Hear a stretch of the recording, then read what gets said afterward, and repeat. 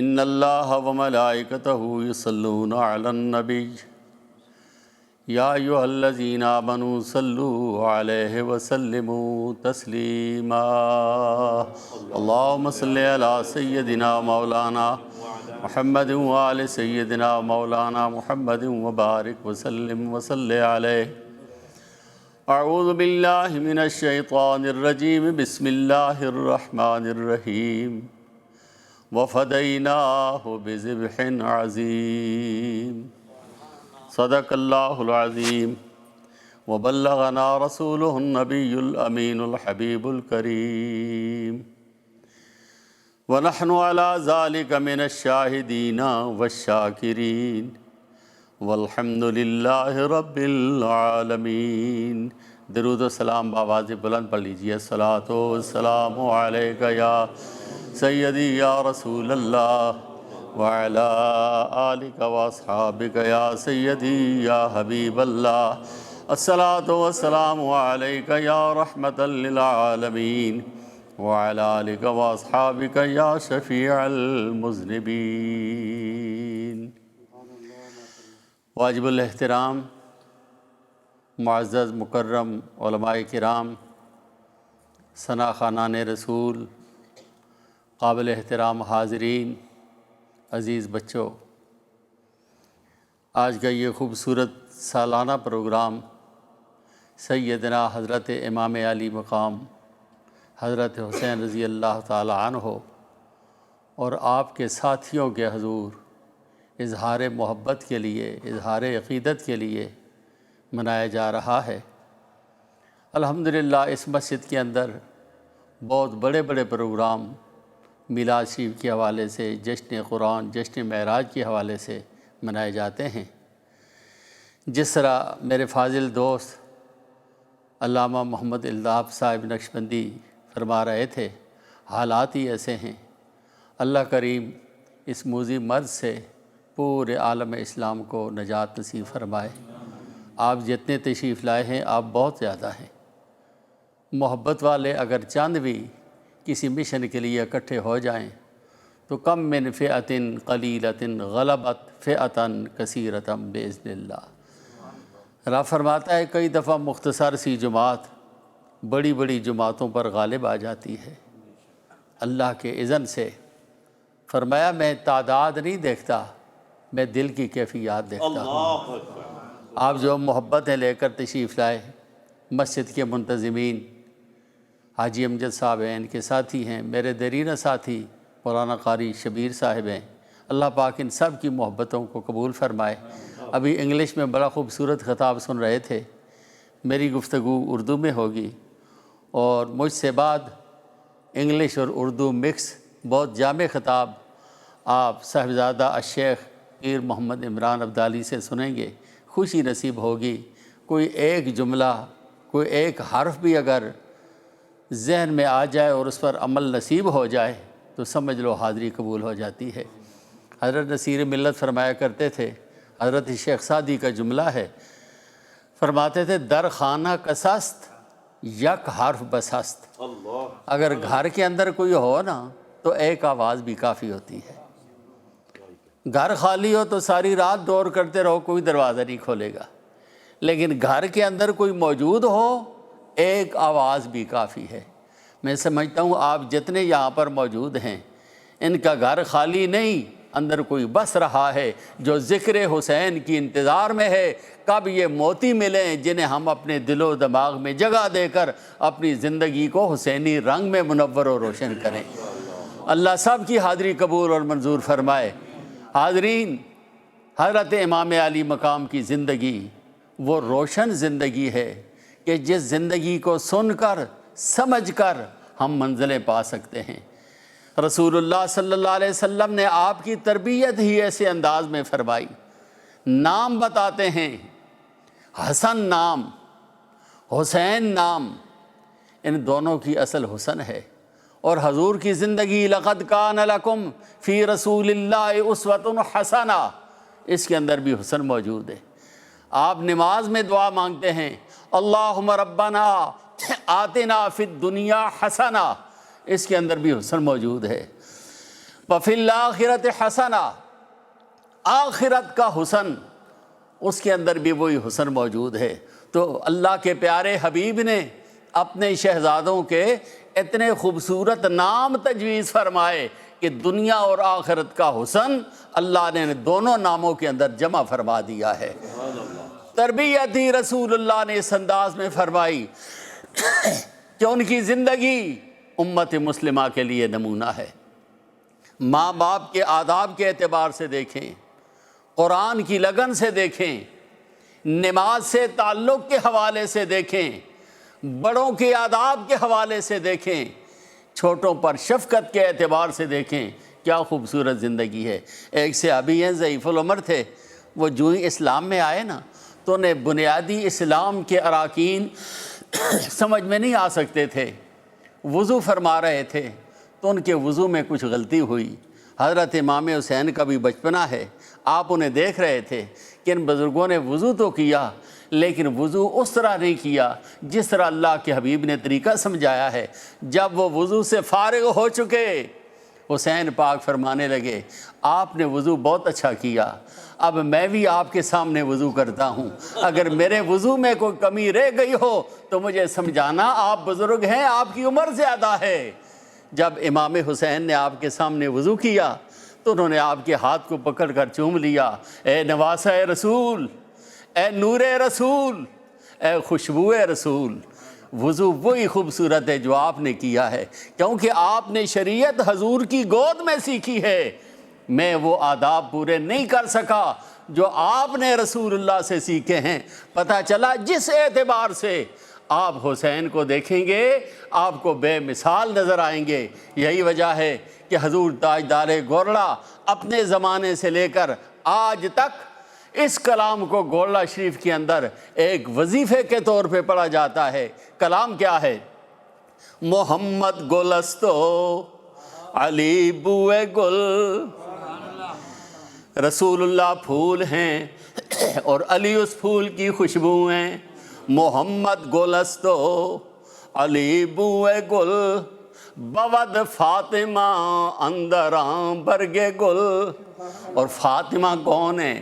اس پھول کی اندر والی پتی ہیں۔ اور چوئت رش برآمد حسین و حسن، اور جب اس پھول کی خوشبو نکالیں کوئی حسن بنتا ہے کوئی حسین بنتا ہے۔ چوئت رش برآمد حسین و حسن، معطر شد از وی زمین و زمن۔ جن کی خوشبو نے زمین و آسمان کو معطر کر دیا وہ حسن کی خوشبو ہے، وہ حسین کی خوشبو ہے۔ کیوں نہ زمین و زمان معطر ہوں؟ امام الانبیاء نے فرمایا الحسن والحسین ہما ریحان، لوگو حسن بھی میری خوشبو ہیں، حسین بھی میری خوشبو ہیں، کہہ دو سبحان اللہ۔ آج جو مساجد کے اندر، محافل کے اندر، خانقاہوں کے اندر ایمان کی، معرفت کی، روحانیت کی خوشبو آ رہی ہے، یقیناً یہ حسنین کریمین طیبین طاہرین کی خوشبو ہے۔ جناب اسماعیل کی قربانی کے وقت قرآن کریم یہ منظر بیان کرتا ہے، فَلَمَّا أَسْلَمَا وَتَلَّهُ لِلْجَبِينِ، حضرت ابراہیم نے اپنے شہزادے کو منہ کے بھل لٹایا، چھری کھینچنے لگے، آواز آئی وَنَادَيْنَاهُ أَن يَا إِبْرَاهِيمُ، آواز آئی اے پیارے ابراہیم، ہم نے تو خواب میں آپ کو منظر دکھایا تھا، قَدْ صَدَّقْتَ الرُّؤْيَا، آپ نے اپنے خواب کو سچ کر کے دکھایا، اِنَّا كَذَلِكَ نَجْزِي الْمُحْسِنِينَ، احسان کرنے والوں کو ہم ایسا ہی بدلہ دیتے ہیں۔ چھری چلا کر فارغ ہو گئے، آنکھ کھولی، دیکھا جناب اسماعیل زندہ ہیں۔ رب فرماتا ہے وَفَدَيْنَاهُ بِذِبْحٍ عَظِيمٍ، ہم نے اسماعیل کا سر صدقہ دے کر بچا لیا، کہہ دو سبحان اللہ۔ وَفَدَيْنَاهُ، ہم نے فدیہ دیا ہے، ہم نے جناب اسماعیل کا بدلہ دیا ہے۔ کوئی کہتے ہیں کہ بدلے میں وہ دمبا تھا، لیکن قرآن تو کہتا ہے وَتَرَكْنَا عَلَيْهِ فِي الْآخَرِينَ، ہم نے اس قربانی کو پچھلوں کے لیے چھوڑ دیا۔ بھائی وہ کون سا فدیہ ہے جسے اللہ نے پچھلوں کے لیے چھوڑا؟ ماننا پڑے گا وہ امام حسن کی قربانی، امام حسین کی قربانی، سر ابراہیم و اسماعیل بود، یعنیاں اجمال را تفصیل بود۔ اللہ کربلا میں جو ہوا ہے نا وہ اجمال تھا، کربلا کے اندر جو ہوا ہے وہ اس کی تفصیل ہے علامہ صاحب۔ منا کے اندر خلاصہ تھا اور اس خلاصے کی تشریح کرب و بلا کے اندر، کرب و بلا میں پہلا مجاہد، پہلا وہ خوبصورت نام حسین پہ اپنی جان دینے والا حضرت حر۔ حسین کے اور بھی بڑے ساتھی ہیں لیکن کتابیں پڑھیں تو حضرت حبیب اور حضرت حر دونوں کا نام سب سے بلند و بالا نظر آتا ہے۔ صفیں ترتیب دے دی گئیں، ہزاروں یزیدی، فقط 72 افراد۔ جب حر آپ کے سامنے آیا، چہرہ حسین دیکھا نا تو آنکھوں میں وہ حیا آ گیا کہ میں کس کے مد مقابل ہوں، کیونکہ کچھ ہو نا تو آنکھوں میں حیا آ ہی جاتا ہے۔ اور ابو ہریرہ کہتے ہیں حضور نے 2 چیزیں ہی تو مومنوں کو عطا کی ہیں، یہ 2 چیزیں مومن کا بڑا سرمایہ ہیں۔ ابو ہریرہ کون کون سی؟ فرمایا ایک وفا ہے، ایک حیا ہے۔ وفا اور حیا، ساری تقریریں یاد نہیں رہتی، ایک جملہ یاد کر لیا کرو۔ ابو ہریرہ فرماتے ہیں یہ 2 چیزیں رسول اللہ نے دے کر مجھے مالا مال کر دیا ہے۔ شاہ عبدالحق محدث دہلوی اس حدیث پر جرح کرتے ہوئے فرماتے ہیں لوگو، خالق اور مخلوق کا رشتہ وفا اور حیا کا ہے، نبی اور امتی کا رشتہ وفا اور حیا کا ہے، استاد اور شاگرد کا رشتہ وفا اور حیا کا ہے، پیر اور مرید کا رشتہ وفا اور حیا کا ہے، امام اور مقتدی کا رشتہ وفا اور حیا کا ہے، یار اور یار کا رشتہ وفا اور حیا کا ہے۔ بندہ حیا کرتا ہے، خدا اس سے وفا کرتا ہے۔ امتی حیا کرتا ہے، نبی اس کے ساتھ وفا کرتا ہے۔ مرید حیا کرتا ہے، پیر اس کے ساتھ وفا کرتا ہے۔ شاگرد حیا کرتا ہے، استاد اس کے ساتھ وفا کرتا ہے۔ بچے اپنے والدین سے، ماں باپ سے حیا کرتے ہیں، ماں باپ اس اولاد کے ساتھ وفا کرتے ہیں۔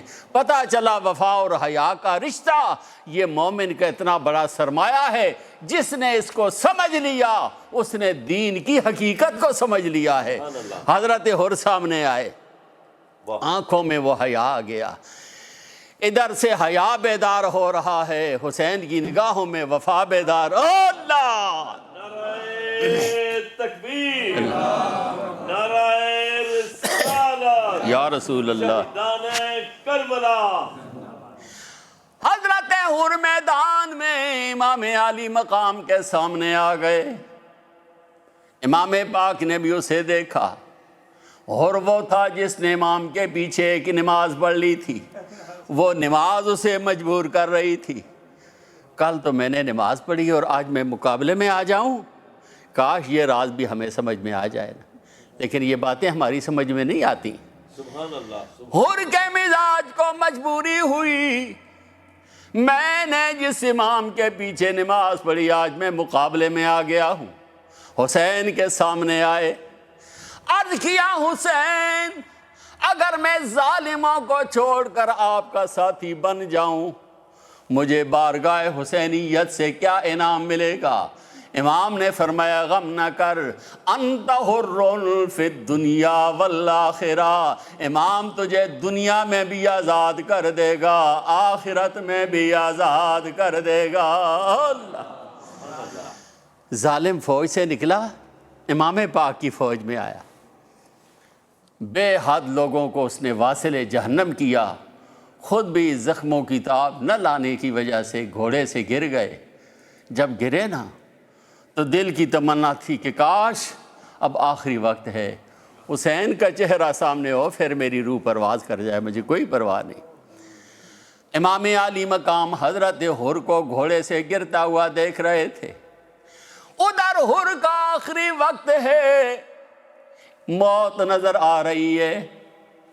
بات جو ہوئی کسی شاعر نے اس کو پنجابی میں لکھا، مجھے پیر عمران عبدالی صاحب کہہ رہے تھے کہ مجمع جو بھی ہو آپ فارسی ہی پڑھتے ہیں، کبھی کوئی پنجابی بھی سنایا کرے۔ میں نے کہا فارسی میں اپنا ایک ذوق ہے نا جی، جو کوئی بزرگوں سے پڑھا ہے، لیا ہے، سیکھا ہے، میں اس کو ساتھ لے کر چلتا ہوں۔ تو آپ نے کہا تھا چلو پنجابی سنا دیتا ہوں۔ حالت کیا تھی؟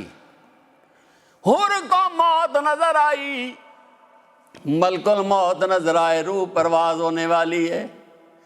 اور موت کو مخاطب کر کے کہتے ہیں 2 گھڑیاں رک جا، تقدیر مینوں لگیاں توڑ نبھا لین دے۔